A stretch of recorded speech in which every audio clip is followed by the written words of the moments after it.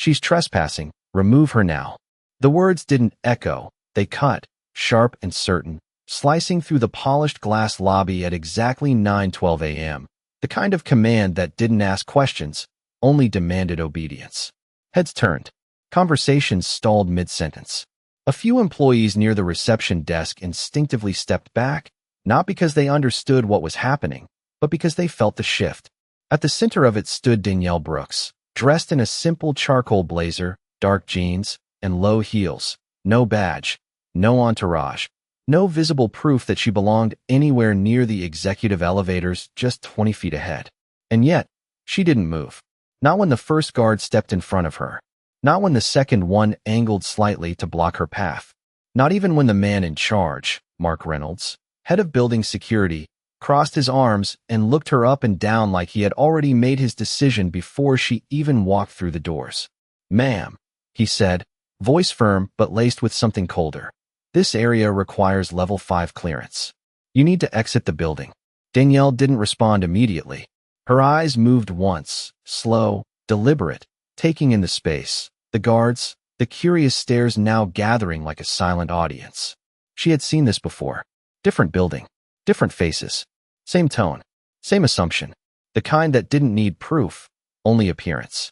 A young intern off to the side hesitated, his ID badge still swinging from his neck as he whispered to a coworker, "She just walked in like she owns the place." Mark didn't hear him, or maybe he chose not to. He stepped closer, shortening the distance, reinforcing the message without raising his voice. "We've had incidents like this before," he added, quieter now, like it was reasonable, like it was policy. "People trying to access floors they don't belong on." That word, belong, hung in the air longer than it should have. Danielle let it sit there. Then she tilted her head slightly, calm, unreadable.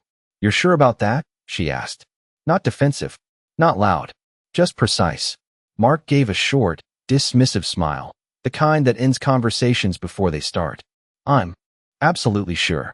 Around them, phones were beginning to lift, not openly, not yet, but enough to catch angles, enough to sense that something was off. Danielle exhaled slowly, not in frustration, but in recognition. This wasn't new. It never was.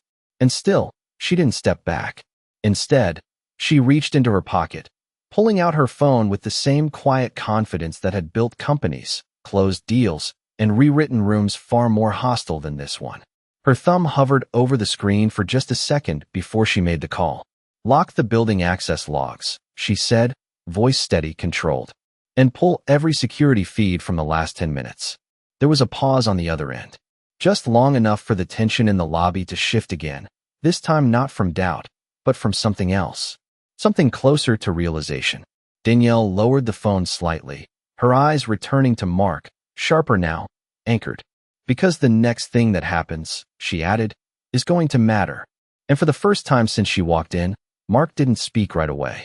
Mark Reynolds felt it before he understood it, that subtle shift in the air when control starts to slip without anyone announcing it, like a room quietly deciding it no longer believes you. He straightened his posture, tightening his jaw as if confidence alone could restore order. "You cannot make calls like that in here," he said, his tone sharper now, less composed than before.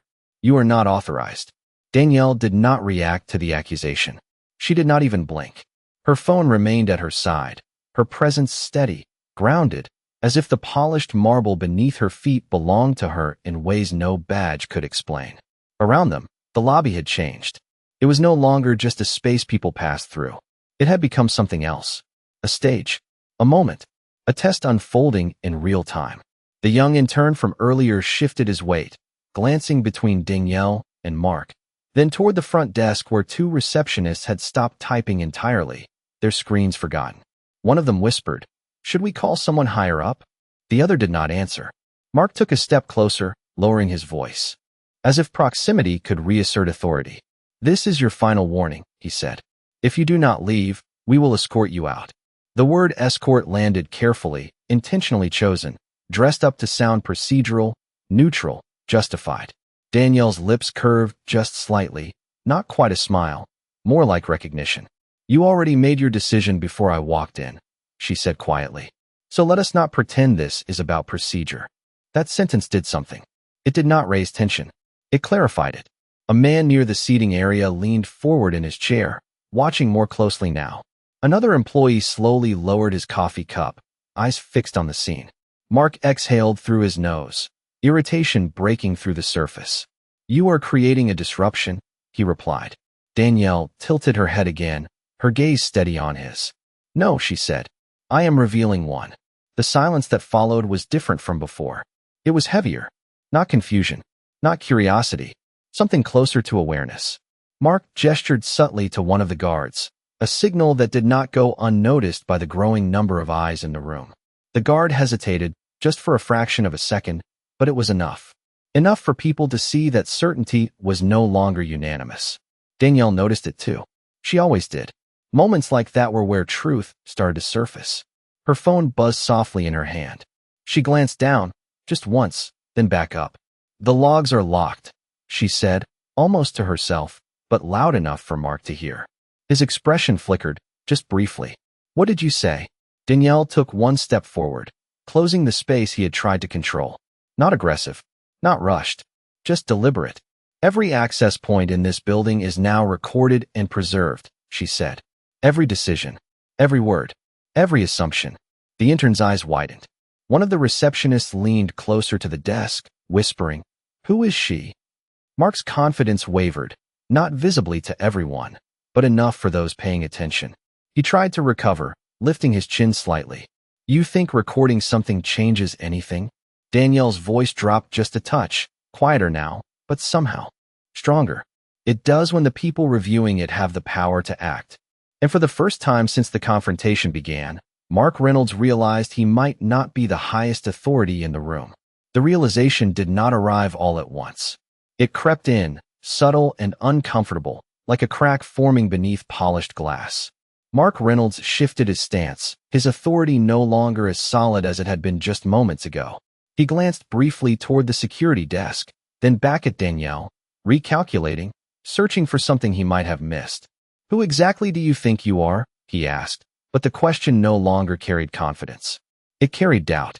Danielle did not answer right away.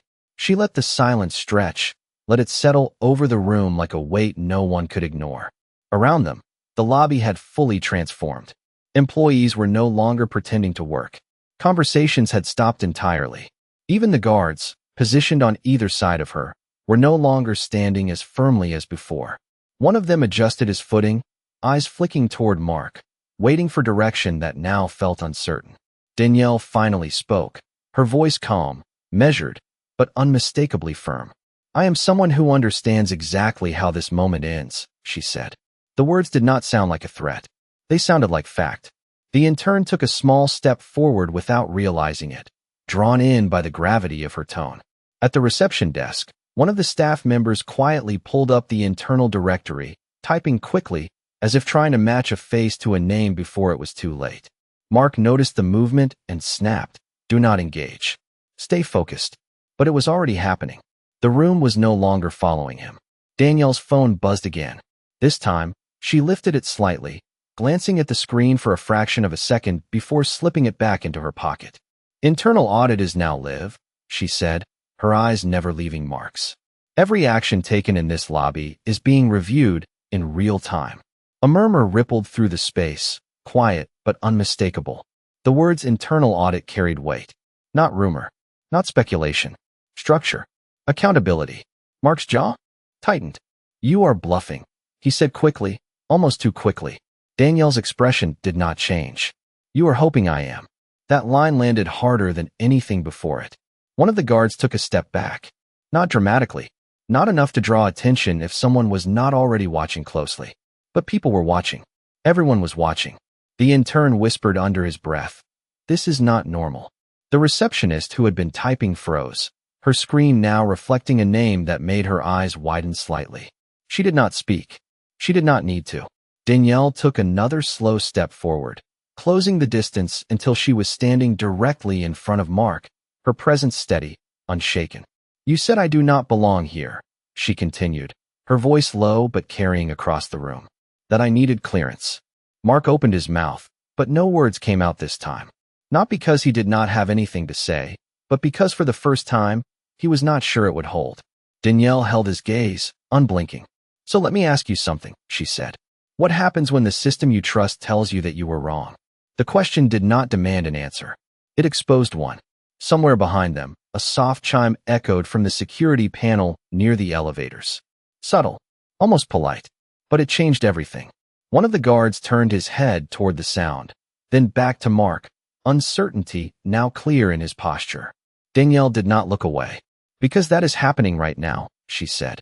And in that moment, the balance of power in the room did not shift loudly. It shifted quietly, completely. The soft chime from the security panel did not sound like an alarm.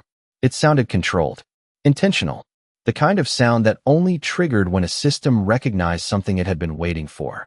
Every head near the elevators turned at once. A thin green line lit up across the access panel, replacing the usual red restriction indicator. One of the guards frowned, stepping closer to the panel as if proximity might explain what had just changed. That is not right, he muttered under his breath. Mark followed his gaze, his confidence unraveling in small, visible pieces. Do not touch anything, he snapped, but his voice lacked the authority it had carried just minutes ago. Danielle remained exactly where she was, her posture unchanged, her presence steady in the center of a moment that was no longer his to control. You should look, she said quietly. The guard hesitated, then glanced at Mark, waiting for confirmation that never came. The silence from his supervisor said more than any order could. Slowly, the guard turned back to the panel and tapped the screen. The system responded instantly. A name appeared, not partially, not delayed, fully verified. The guard's eyes widened, just slightly, but enough. He leaned in closer, reading it again as if repetition might change what he was seeing. It did not. Behind him, the receptionist who had been searching the internal directory pressed her lips together, her screen now reflecting the same name. She whispered it under her breath, not meaning to say it out loud, but the room was too quiet for it to stay contained. Danielle Brooks. The name moved through the lobby like a current. Subtle. Electric. People did not react all at once. They processed it, compared it, matched it to something familiar. A headline, a company profile, a quarterly report. Recognition does not always arrive loudly. Sometimes it settles in the eyes first. Mark heard it.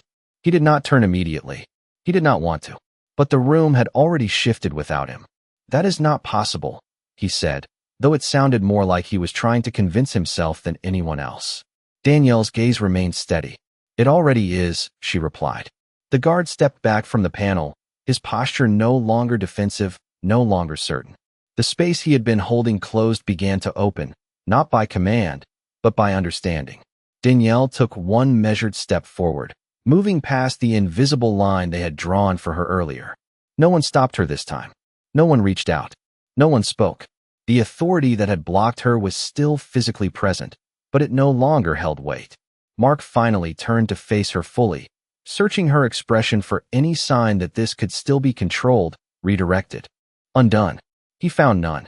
You should have checked the system, Danielle said, her voice calm but carrying across every corner of the lobby. You trusted your assumption instead. The words landed harder than any accusation, because they were not emotional. They were accurate. Behind them, the elevator doors opened with a soft, controlled glide, as if responding to her presence rather than her request. The sound was quiet, but in that moment, it felt louder than anything that had happened so far. Danielle paused just before stepping forward, her eyes still on Mark. This is where it changes, she said. And for the first time since the confrontation began, no one in the room questioned her.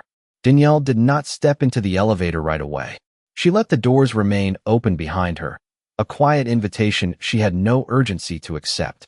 Because this moment was not about leaving. It was about making sure everyone understood what had just happened before anything moved forward. The lobby stood still, suspended between what it had been 10 minutes ago and what it was becoming now. Mark Reynolds swallowed, the sound barely audible, but visible in the tension along his jaw. If this is some kind of misunderstanding, he began, reaching for control that was no longer within reach. We can resolve it internally. Danielle's eyes did not soften. This is internal, she replied. The simplicity of the answer stripped his words of any leverage. Around them, the employees who had once kept their distance were now inching closer, not out of curiosity, but out of awareness. They were no longer watching a disruption. They were witnessing a correction. The receptionist who had spoken her name earlier straightened her posture, her voice now more certain.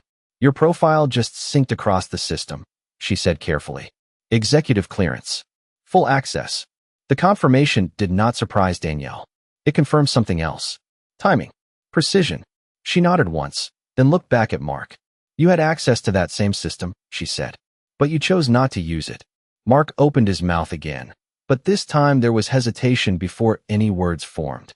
"We follow protocol," he insisted. Though the statement sounded weaker now, like a script that no longer fit the situation. Danielle took a slow breath, her expression calm but unwavering. "No," she said. "You followed assumption." The distinction landed clearly, cutting through the room without raising her voice. One of the guards shifted uncomfortably, lowering his gaze. The other stepped back another inch, as if instinctively creating distance from a mistake that was no longer shared equally. Danielle turned slightly, addressing the space as much as the man in front of her. "Protocol checks facts," she continued. "Assumption replaces them." The intern who had been watching from the side nodded almost unconsciously, the lesson unfolding in real time. Mark glanced around, realizing too late that the room had already chosen its side. Not loudly, not dramatically, but completely. Danielle reached into her pocket again, not for emphasis, but for action. She brought the phone to her ear. "Proceed to phase 2, she said calmly. There was no pause this time. No delay, just confirmation. "Understood." The word echoed faintly through the speaker, enough for those closest to hear. Danielle lowered the phone and slipped it away, her focus returning to the center of the room. "Effective immediately," she said, her voice steady, controlled. "All security activity in this building is under review." Mark's posture stiffened. "You cannot just," he started, but stopped himself, because even he could hear it now. The shift, the authority, the fact that this was no longer a confrontation. It was a decision. Danielle met his eyes one last time, not with anger, not with triumph, but with clarity. "You stopped me at the door," she said. "Without a question, without a check, without a reason." She paused, letting each word settle into the space they had created. "Now we correct that." Behind her, the elevator doors remained open, waiting, patient, as if they understood something the room was only just beginning to accept. And in that stillness, one truth became impossible to ignore. The moment was no longer about whether she belonged. It was about what would happen next to those who decided she did not. The word review did not land softly. It settled over the lobby like a verdict already written, waiting only to be read out loud. Mark Reynolds felt it in the way no one moved to support him, in the way the guards no longer looked to him for direction, in the way the space he once controlled now felt like it belonged to someone else entirely. "You are overstepping," he said, but the sentence lacked weight, like it had been said too late to matter. Danielle did not respond immediately. She let the silence stretch again, because silence had become her strongest ally in a room that was finally listening. Then she turned, not away from him, but slightly toward the others who had witnessed everything unfold. "Every access denial," she said, her voice steady and clear, "is logged with a timestamp, a reason code, and the name of the person who made the decision." The receptionist's eyes flicked back to her screen, confirming what she already knew. The system did not forget. It recorded. It preserved. Danielle continued, each word measured. Every override request, every refusal, every escalation. It is all there. The intern shifted again, his voice barely above a whisper. "That means," he did not finish the sentence. He did not need to. Danielle finished it for him. "It means this was not invisible." Mark's shoulders tightened, the reality closing in from all sides. "You are making this bigger than it is," he said quickly. Danielle's gaze returned to him, calm but unyielding. "No," she replied. "It was already big. You just did not see it." That line changed something again. Not the tension, the understanding of it. One of the guards finally spoke, his voice uncertain. "Sir, the system is flagging this incident." Mark did not look at him. He could not, because acknowledging it would mean accepting it. Danielle took one more step forward, not to intimidate, but to anchor the moment where it could not be ignored. "This building runs on data," she said. "Not opinion, not instinct. Data." The word landed with precision. It stripped away every excuse that had been forming in Mark's mind. He opened his mouth, searching for something procedural, something neutral, something that could still justify what had happened. "We were protecting the building," he said finally. Danielle's expression did not change. "From what?" she asked. The question hung there, exposed, waiting for an answer that could not exist without revealing the truth behind it. Mark did not respond, because any answer would sound exactly like what it was. Danielle let that silence settle, then spoke again, softer now, but somehow more powerful. "You were not protecting the building," she said. "You were protecting a perception." Around them, the employees who had once stayed quiet now stood openly watching, no longer pretending this was routine. The receptionist slowly nodded, almost to herself. The intern crossed his arms, his posture no longer uncertain. Even the guards, positioned at the edge of the moment, had stepped back enough to make it clear they were no longer enforcing anything. Danielle reached for her phone one more time, not as a gesture, but as continuation. "Initiate personnel review for all security staff on duty," she said calmly. "Effective immediately." The response came quickly. "Confirmed." Mark's breath caught, just slightly. "You cannot just remove people like that without," Danielle cut in, not raising her voice, but ending the sentence before it could complete. "Without accountability?" she asked. The words settled heavily. "Final." She held his gaze for one last moment, then turned toward the open elevator, finally stepping forward. This time, no one moved to stop her. No one questioned her, because the decision had already been made long before she reached the doors. And as the elevator closed behind her, the lobby remained frozen in the aftermath of a single undeniable truth. Authority had never left the building. It had just been standing in front of them the entire time. The elevator doors closed with a soft precision that felt louder than any command that had been shouted in the lobby. Inside, Danielle Brooks stood still, her reflection mirrored across the brushed steel panels, calm, composed, untouched by the chaos she had just walked through. She did not check her phone immediately. She did not rush to the next step, because moments like this were not about speed. They were about control. The elevator began its ascent, floor numbers lighting up one by one, each soft chime marking distance from the noise below and proximity to something far more decisive. At the 12th floor, her phone vibrated. She answered without hesitation. "Status," she said. The voice on the other end was clear, prepared. "Phase 2 is active. Security credentials for all personnel involved have been temporarily restricted pending review. Audit logs are being compiled. Legal has been notified." Danielle closed her eyes for a brief second, not in relief, but in recognition. Everything was moving exactly as it should. "Good," she replied. "Keep everything documented. No edits. No omissions." "Understood." The line ended. The elevator continued upward. Down in the lobby, the silence Danielle left behind had not faded. It had deepened. Mark Reynolds stood exactly where he had been, but the space around him no longer felt like his domain. One of the guards glanced at his access badge, then toward the security panel, as if expecting it to confirm something different than what he already suspected. The receptionist cleared her throat softly, breaking the stillness just enough to say what no one else had yet spoken. "System just updated again," she said. "Security access levels are changing." Mark turned sharply. "What do you mean changing?" She hesitated, then answered carefully. "Temporary restrictions. Pending review." The words landed harder than any accusation Danielle had made, because they were not spoken by her. They were confirmed by the system itself. One of the guards took a step back, lowering his voice. "Sir, my credentials are not responding." The second guard checked his own badge, the same result, the same realization settling in. Mark felt it then. Not just the loss of control, but the exposure of it.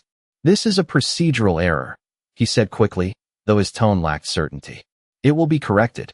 But even as he said it, the lobby did not respond the way it had before. No one moved to reassure him. No one nodded in agreement. The intern, still standing near the edge of the scene, spoke quietly but clearly. "It does not look like an error."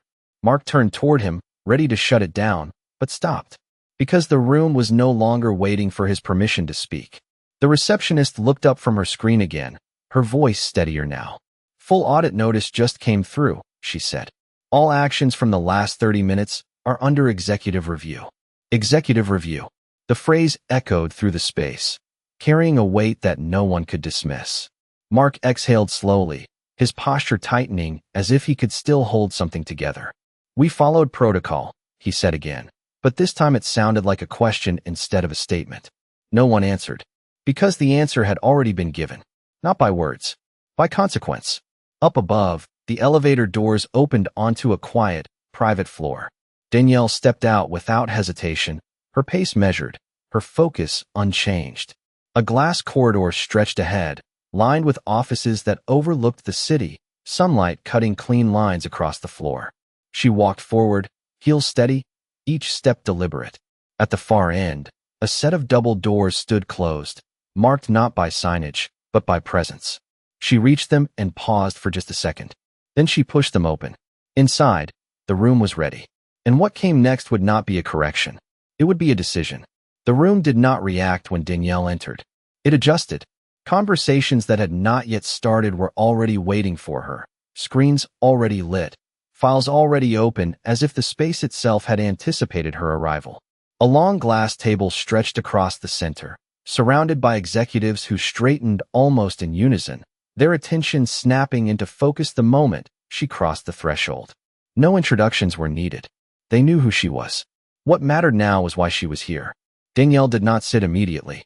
She placed her phone gently on the table, letting the silence settle first, letting the weight of the moment arrive before any words followed. "You have the footage," she said. It was not a question. A man to her right nodded once, sliding a tablet across the table. "Pulled from all lobby cameras," he confirmed. "Time-stamped. No edits." Danielle glanced down at the screen. The footage played without sound at first. Mark's posture, the guard stepping in, the hesitation that never came. She watched it the way someone studies a pattern they have seen before, not surprised, not shaken, just confirming. Then she tapped once, enabling audio. The words filled the room quietly. "You do not belong here." The sentence landed differently up here. Not loud, not aggressive, just clear, undeniable. Danielle stopped the video and looked up. "How many complaints in the last 12 months?" she asked. Another executive responded immediately. 8 formal reports involving access denial and guest profiling. 3 escalated. None resolved beyond internal notes. Danielle nodded slightly, absorbing it without reaction. "And before that?" "For additional incidents the previous year," he replied. Same pattern. The room fell into a deeper silence. Not because this was new information, but because it was now impossible to ignore. Danielle finally took a seat at the head of the table, her posture relaxed but commanding, her presence anchoring the entire space. "This is not a single mistake," she said. "It is a system that was allowed to continue." No one interrupted. No one disagreed. Because the evidence was already on the table. She leaned back slightly, her eyes moving across the room, making sure every person present understood what was happening next. "People do not challenge systems," she continued. "They repeat them." The words settled with precision. One of the executives shifted in his chair, his voice careful. "What is your directive?" Danielle did not hesitate. "Full personnel review," she said. "Not just those involved today. Anyone who has participated in or ignored this pattern." The instruction moved through the room instantly, not with resistance, but with execution. Tablets were lifted. Notes were taken. The machine had begun to turn. Danielle reached for her phone again, tapping once before placing it back down. "I want direct communication sent to all departments," she added. "Effective immediately, access denial requires verification through system data. No exceptions." A woman across the table nodded. "Understood. Draft will go out within the hour." Danielle paused, just for a moment, her gaze drifting slightly, not unfocused, but inward. Because beneath the structure, beneath the system, there was something else. A memory. Not from this building, not from this company, but from years ago. A different lobby, a different voice. The same sentence. "You do not belong here." She had been younger then, less certain, standing with a resume in her hand instead of authority in her voice. She had left that building quietly. No argument, no correction, just the weight of something she could not yet change. Danielle blinked once, returning fully to the present. The room was still watching her, still waiting, but she was not that person anymore. She leaned forward slightly, her voice steady, final. "We are not correcting behavior," she said. We are removing it. And in that moment, the decision was no longer about one incident in a lobby downstairs. It was about ending something that had been allowed to exist for far too long. The room moved fast after that, but not in chaos, in alignment, like a system finally correcting itself after being forced to see clearly. Screens filled with reports. Names surfaced. Patterns connected. What had once been isolated incidents now formed a timeline that could not be dismissed. Danielle watched it all without interruption, her presence steady at the head of the table, not rushing the process, because this was not about speed. It was about precision. Flag every incident tied to discretionary denial, she said, her voice cutting clean through the low hum of activity. I want a full breakdown by department, by supervisor, and by outcome. Fingers moved faster across keyboards. One of the executives leaned forward, scanning the incoming data. We are already seeing overlaps, he said. Same personnel involved in multiple cases. Danielle nodded once. That is not overlap, she replied. That is consistency. The distinction mattered, because consistency meant intent, whether acknowledged or not. Another screen lit up across the table, displaying a list of timestamps from that morning alone. The moment she entered. The moment access was denied. The moment escalation was triggered. Each second accounted for. Each decision recorded. Pull the audio transcripts from the lobby feed, Danielle added. Highlight language used during denial. The room quieted slightly at that instruction. Words had weight. Words revealed more than actions sometimes did. The system processed the request within seconds. Text began to populate the screen. You do not belong here. Clearance required. Final warning. Danielle read them without expression, but something in her gaze sharpened. Not anger. Recognition. She had heard those words before, just in different rooms, from different voices, wearing different uniforms. This is not just procedural failure, she said. This is cultural. The words settled heavily. Because culture could not be corrected with a memo. It had to be confronted. One of the executives spoke carefully. Do you want external review involved? Danielle did not hesitate. Yes, she said. Transparency is not optional. The answer shifted the tone of the room again. This was no longer internal cleanup. This was accountability that would be seen. Danielle leaned back slightly, her eyes moving from screen to screen, making sure nothing was missed, nothing softened, nothing rewritten. Prepare termination recommendations, she continued. Anyone directly involved in today's incident is suspended effective immediately, pending final decision. A pause followed. Not resistance, just the weight of what that meant. Careers paused. Authority removed. Not because of a single moment, but because of what that moment revealed. Her phone vibrated again. She picked it up this time, placing it on speaker. Status update, she said. The response came through clearly. Lobby activity is stabilized. Security staff have been relieved of active duty. Replacement team is in position. Danielle closed her eyes for just a second, not in relief, but in confirmation. The system was holding. Good, she replied. Maintain presence. No further engagement with prior personnel. She ended the call and placed the phone back down. The room was watching her again, waiting for what came next. Because they understood now. This was not about reacting. This was about resetting. Danielle leaned forward slightly, her hands resting calmly on the table. What happened downstairs, she said, was not an exception. It was an example. The words carried across every person in the room, leaving no space for interpretation. One of the executives nodded slowly. Then this does not stop here. Danielle met his gaze. No, she said. It does not. And in that moment, the scope of what had started in a single lobby expanded beyond one team, one department, one morning. It became something larger, something structural, something that would not be ignored again. Because the difference this time was simple. The person they stopped at the door did not leave. She stayed. And now, the entire system was answering for it. The word spread faster than any official announcement ever could. It moved through emails, internal chats, quick whispers between desks, carried not by policy, but by people who had seen just enough to understand that something irreversible had begun. Down in the lobby, Mark Reynolds stood in a space that no longer recognized him the same way. The badge on his chest still displayed his name, but the authority behind it had already been stripped away. One of the replacement security officers stood near the entrance now, posture calm, presence neutral, not aggressive, not dismissive, simply present in a way the previous team had not been. The contrast was quiet but undeniable. Mark exhaled slowly, looking around at the employees who no longer avoided his gaze, who no longer waited for his direction.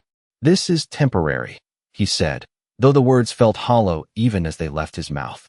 No one responded, because the system had already spoken in a language stronger than reassurance. Upstairs, Danielle remained seated, her attention focused not on the noise of what had happened, but on the structure of what would follow. A new report appeared on the main screen. Names highlighted, decision chains mapped, patterns confirmed. "You can see it clearly now," one of the executives said carefully, gesturing toward the display. Danielle nodded once. "It was always clear," she replied. "It just was not acknowledged." The distinction mattered, because acknowledgement required responsibility, and responsibility required action. She stood then, slowly, not to leave, but to shift the energy of the room from analysis to decision. "Bring the names forward," she said.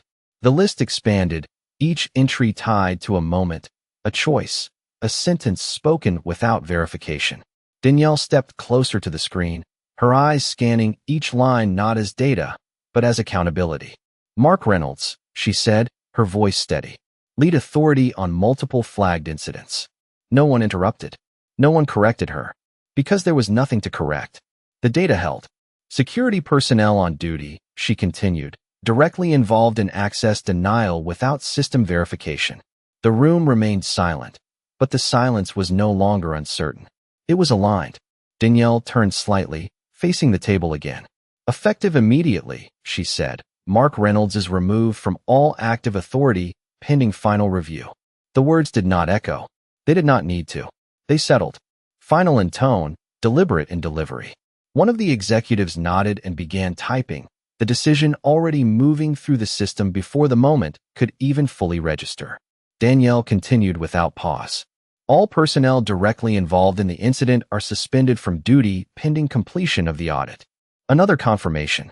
Another shift. The machine was no longer evaluating. It was executing. Down in the lobby, a soft alert sounded from Mark's badge. Not loud. Not dramatic.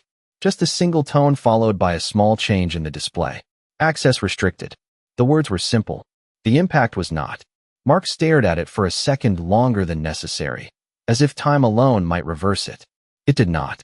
One of the new officers stepped slightly closer, not confrontational, just present.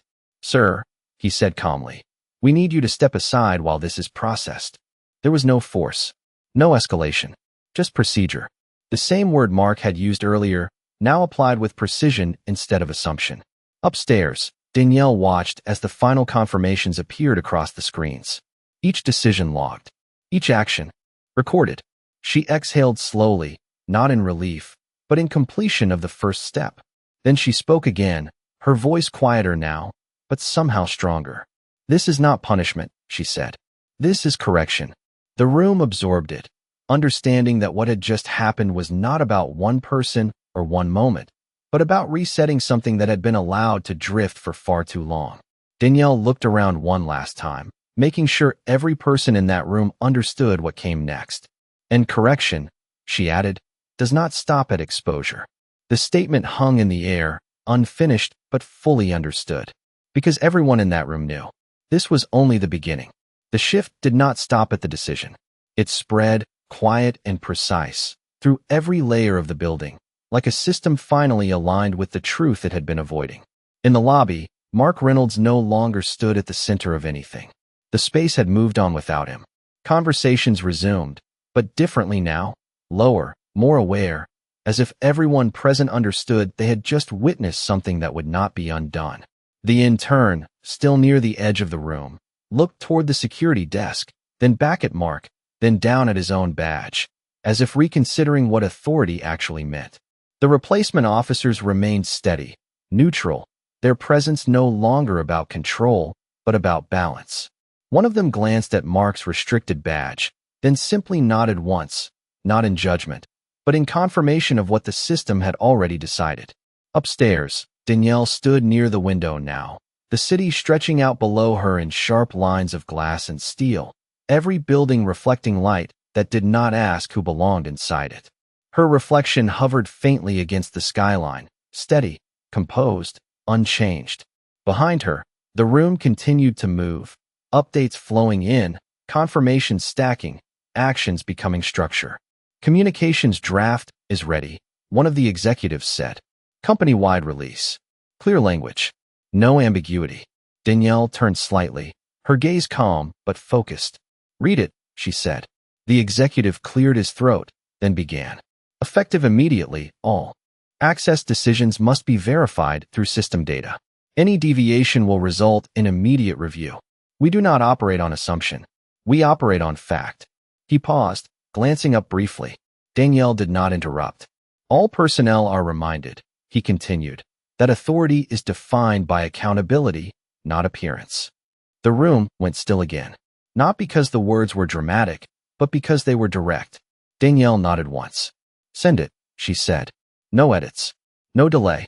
The message moved instantly, transmitted across departments, inboxes lighting up, screens refreshing, the shift becoming official, visible, undeniable.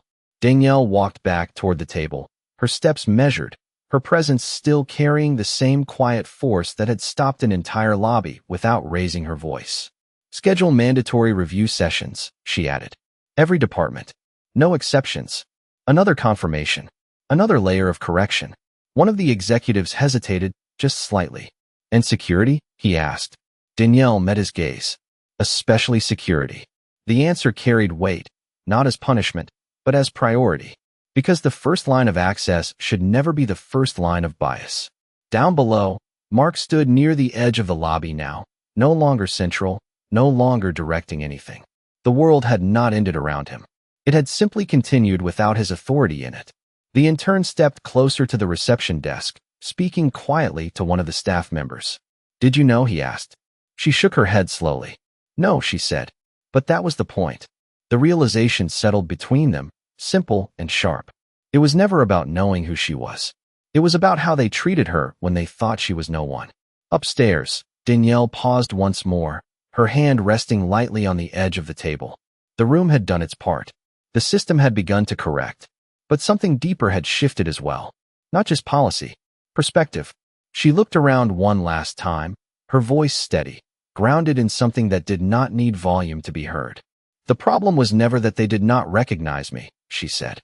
A brief silence followed, the kind that prepares a room for truth. Then she finished. The problem is how easily they decided I did not belong. No one spoke after that, because there was nothing left to add. The moment had already said everything. By the time the message reached every screen in the building, the silence it created was different from before. It was not the silence of confusion or tension. It was the silence of recognition. People read the words slowly, some twice, not because they were unclear, but because they were undeniable. We do not operate on assumption. We operate on fact. The sentence did not feel like policy. It felt like a line being drawn. In the lobby, employees who had only watched minutes ago now stood straighter, their posture shifting in subtle ways, as if the space itself had reset expectations without asking permission. The receptionist who had first spoken Danielle's name closed her screen gently, her expression no longer uncertain. She understood now, not just what happened, but why it mattered. Near the entrance, Mark Reynolds remained where he was, but even he could feel it. The building was no longer responding to him. Not with resistance, not with hostility, just absence. The kind that follows when authority is removed cleanly, without noise, without argument. One of the replacement officers stepped forward, not to confront, but to finalize what had already been decided. We will need your badge, he said calmly. Mark hesitated for a fraction of a second, then reached up and removed it himself. No struggle, no words, just the quiet acknowledgement of a line that had already been crossed. Upstairs, Danielle remained composed, her attention now on the final layer of execution. Status on personnel notifications, she asked. An executive responded immediately. All affected staff have been notified. Access revoked. Exit procedures initiated. Danielle nodded once. Clean. Direct. No spectacle. That was the difference. This was not about making an example out of anyone. It was about removing what should not have been there in the first place. She walked toward the window again, the city still stretching endlessly beyond the glass, unchanged by what had just shifted inside one building. But inside, everything was different. Legal documentation is prepared, another voice added. Audit trail is secured. External review board has acknowledged receipt. Danielle turned slightly, her expression steady. Good, she said. No delays. No revisions. Because truth did not need editing. It needed exposure. Down below, Mark stood without the badge that had once defined his role, his presence now just another figure in the lobby, indistinguishable from anyone else passing through. The intern watched him for a moment, then looked away, not out of disrespect, but because the moment had already moved on. The lesson had already been delivered. Back upstairs, Danielle stepped away from the window and returned to the center of the room. The work was nearly complete, but the message was not. She placed both hands lightly on the table, grounding the space one final time. What we did today, she said, her voice calm but carrying, was not about removing people. The room listened closely. It was about removing permission. The distinction settled deeply. Because permission was what allowed patterns to repeat. Permission was what turned behavior into culture. One of the executives nodded slowly, understanding the weight of it. Danielle continued, her gaze steady across every person in the room. From this point forward, no one in this building decides who belongs based on what they think they see. A pause. Then, quieter, but stronger. They verify, or they do not decide at all. The statement did not need reinforcement. It was already complete, and in that moment, the building did not just correct an incident. It redefined its standard, not through noise, not through force, but through clarity that could not be ignored. And somewhere between the lobby and the top floor, something invisible but essential had shifted. Not just authority, not just policy, but the understanding that dignity was not something to be granted. It was something that should never have been questioned in the first place. The building did not return to what it was before. It could not. Because once something is seen clearly, it does not become invisible again. The lobby moved again, people walking, doors opening, conversations restarting, but there was a difference now, something quieter, deeper, woven into the way people looked at each other, the way they paused before speaking, the way they checked before deciding. Not out of fear, out of awareness. The kind that does not come from training, but from witnessing a line being drawn and knowing it will hold. Danielle Brooks stood alone for a moment near the window, the city still stretching endlessly beyond her, traffic moving, lights shifting, a world that did not pause for any single moment, no matter how powerful it felt inside these walls. She rested her hand lightly against the glass, not as a gesture of reflection, but as a reminder. Everything she built existed out there too. And out there, the same assumptions still waited in different forms, in different places, wearing different uniforms. But today, inside this building, something had changed. Permanently. She turned slowly, walking back through the room one last time, her steps steady, her presence unchanged, not elevated, not louder, just fully seen now in a way that no badge or title could have accomplished on its own. The executives remained at the table, but no one stopped her, no one questioned her, because nothing needed to be added. The decision had already spoken. As she reached the door, one of them finally asked, quietly, "Is there anything else?" Danielle paused, her hand resting on the handle, considering the question for just a second longer than expected. Then she looked back, her gaze calm, grounded in something far deeper than authority. "Yes," she said. The room stilled again, not out of tension, but respect. Do not wait for someone important to walk in before you decide to do the right thing. The words did not rise. They settled. Direct. Unavoidable. She held their gaze for a moment, making sure it landed where it needed to, then added, softer but sharper. Because the mistake was never about who I am. A brief pause. Then the final truth. It was about who you thought I was allowed to be. No one spoke after that. Because there was nothing left to argue, nothing left to explain. She opened the door and stepped out. Into the corridor, the glass walls reflecting her movement as she walked away, not as someone leaving a scene, but as someone who had already changed it. Down in the lobby, the doors opened again as new people entered, unaware of what had just unfolded, unaware of the shift that now shaped the space they were stepping into. And that was the point. They would not need to know what happened. They would feel it in how they were treated, in how they were seen, in how no one questioned whether they belonged before checking the truth. Because real change does not announce itself. It shows up in what no longer happens. Danielle reached the elevator again, pressing the button once, waiting as the soft chime echoed back. Calm, controlled, certain. And as the doors opened, she stepped inside without hesitation, without interruption, without a single voice telling her she did not belong. Because now, no one in that building would ever make that mistake the same way again.